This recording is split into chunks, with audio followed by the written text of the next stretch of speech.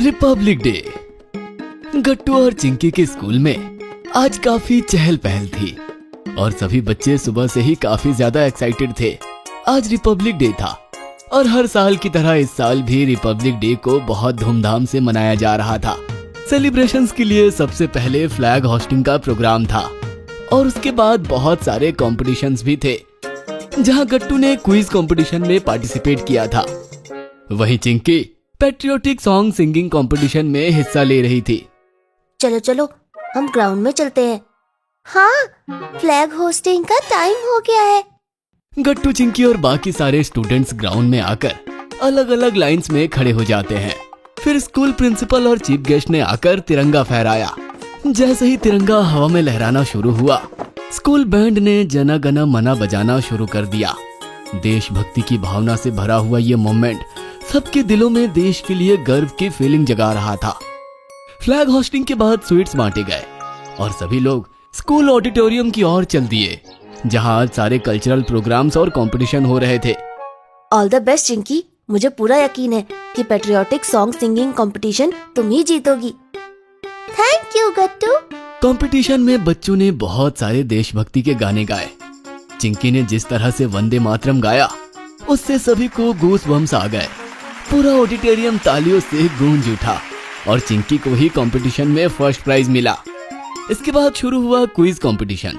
जैसे जैसे क्वेश्चंस का डिफिकल्टी लेवल बढ़ता गया, एक एक करके बाकी कॉम्पिटिटर्स बाहर हो गए और लास्ट राउंड में गट्टू और बंटी के बीच टाई हो गया।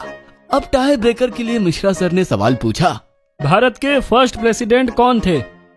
जहां बंटी सवाल का जवाब सोचने लगा, वहीं गट्टू ने बजर प्रेस कर दिया। हाँ गट्टू, बताओ जवाब। भारत के पहले प्रेसिडेंट थे डॉक्टर राजेंद्र प्रसाद। शाबाश गट्टू, सही जवाब। गट्टू को क्विज कंपटीशन का विनर अनाउंस किया गया और चिंकी और सभी बच्चों ने खूब तालियां बजाई। गट्टू और चिंकी को स्टेज पर बुलाकर प्रिंसिपल सर और चीफ गेस्ट ने मेडल्स पहनाए और उन्हें सर्टिफिकेट्स और एक एक बुक प्राइज में दिया गया। जब गट्टू और चिंकी वापस घर आए तो मम्मी और पापा उन्हें देखकर बहुत खुश हुए। आज रिपब्लिक डे में बहुत मजा आया। स्कूल में सेलिब्रेशन भी हुआ और हमने कंपटीशन भी जीता। अरे वाह बच्चों। चिंकी के वंदे मातरम गाने पर तो पूरा ऑडिटोरियम तालियों से गूंज उठा था। हाँ मम्मी, और गट्टू ने जिस तरह क्विज के सारे डिफिकल्ट क्वेश्चंस के आंसर दिए, उससे सभी बहुत इम्प्रेस हुए। वाह बेटा, तुम दोनों ने तो गर्व से हमारा सर ऊंचा कर दिया। चिंकी काफी एक्साइटेड होकर दिन भर की रिपब्लिक डे सेलिब्रेशंस की स्टोरी मम्मी और पापा को बताने लगी। वहीं गट्टू प्राइज में मिले बुक्स को अनरैप करने लगा। ऊपर का कवर हटाने पर उसे बुक का नाम नजर आया, कॉन्स्टिट्यूशन ऑफ इंडिया।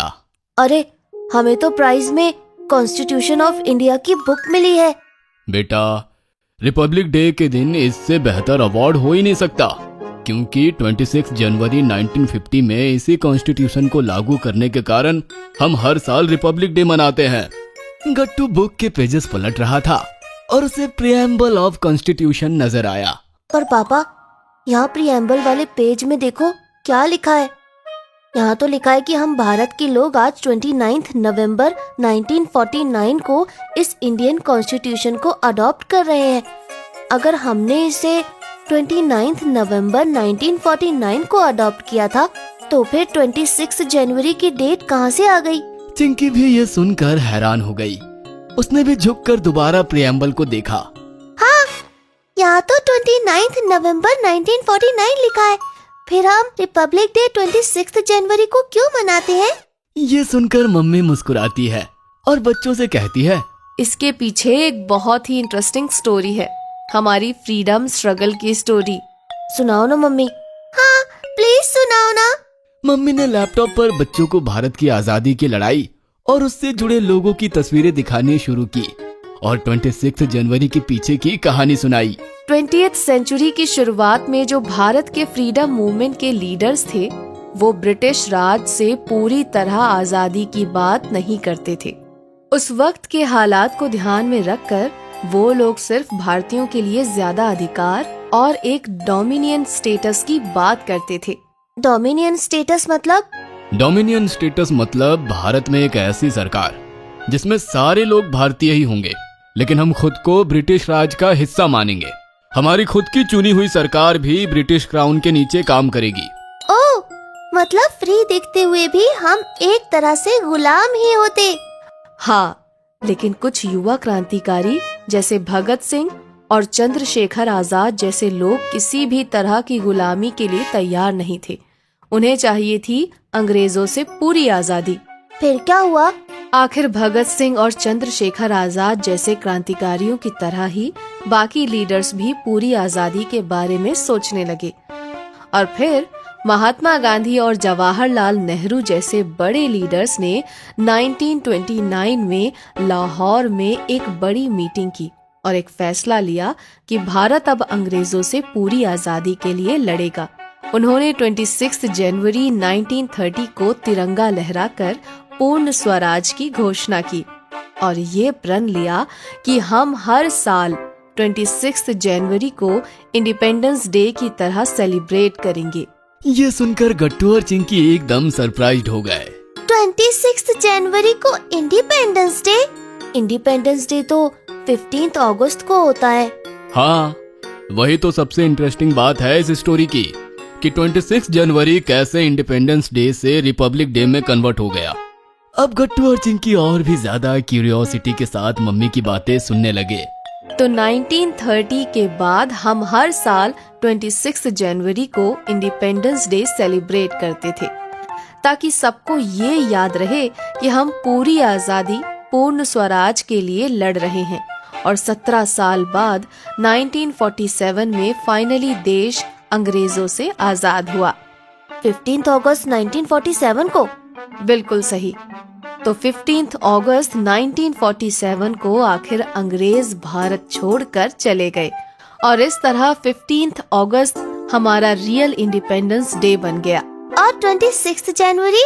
इसीलिए आजादी के बाद जब हमने डॉक्टर B.R. अम्बेडकर के लीडरशिप में अपनी खुद की कॉन्स्टिट्यूशन तैयार की तो प्रिएम्बल के मुताबिक वो 29 नवंबर 1949 ही अडॉप्ट हो चुका था, लेकिन हमने उसे 2 महीने बाद 26 जनवरी 1950 से लागू किया ताकि 26 जनवरी को हम रिपब्लिक डे के रूप में मना सके, क्योंकि हमारी आजादी की लड़ाई में 26 जनवरी का बहुत बड़ा महत्व था। ओह, इसीलिए कॉन्स्टिट्यूशन को 26 जनवरी 1950 से देश में लागू किया गया और हम हर साल 26 जनवरी को रिपब्लिक डे मनाते हैं। समझ गए बच्चों? हाँ पापा, हाँ, अब समझ में आ गया 26 जनवरी का पूरा महत्व। भारत के इतिहास की इतनी खास बात जानकर गट्टू और चिंकी बहुत खुश हो जाते हैं और मन में प्रण करते हैं कि हमेशा भारत के कॉन्स्टिट्यूशन का सम्मान करेंगे और एक जिम्मेदार नागरिक और देशभक्त भारतीय की तरह रहेंगे। अगर आपको हमारी वीडियोस पसंद आ रहे हैं तो इन्हें लाइक करें, कमेंट करें और सब्सक्राइब करें